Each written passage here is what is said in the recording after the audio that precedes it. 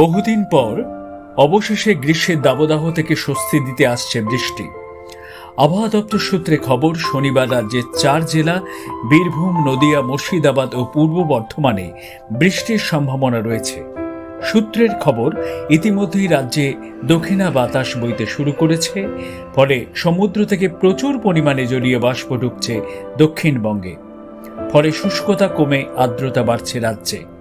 মূলত রাজস্থান ও গুজরাটের দিক থেকে আসা দক্ষিণা বাতাসই এই আবহাওয়ায় কাঙ্ক্ষিত বদলের কারণ বলে জানিয়েছেন আবহাওয়াবিদরা। তারা আরও জানিয়েছেন যে শনিবারের পর থেকে সময় যত এগোবে বৃষ্টির সম্ভাবনা ততই বাড়বে।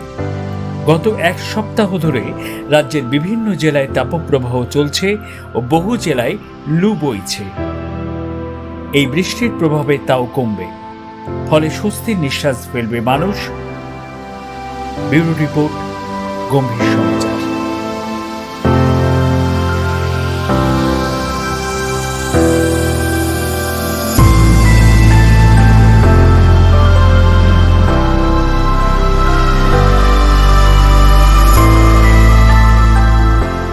अगर आपको हमारा यह वीडियो अच्छा लगा तो इसे लाइक करें, शेयर करें और हाँ, सब्सक्राइब करना ना भूलें।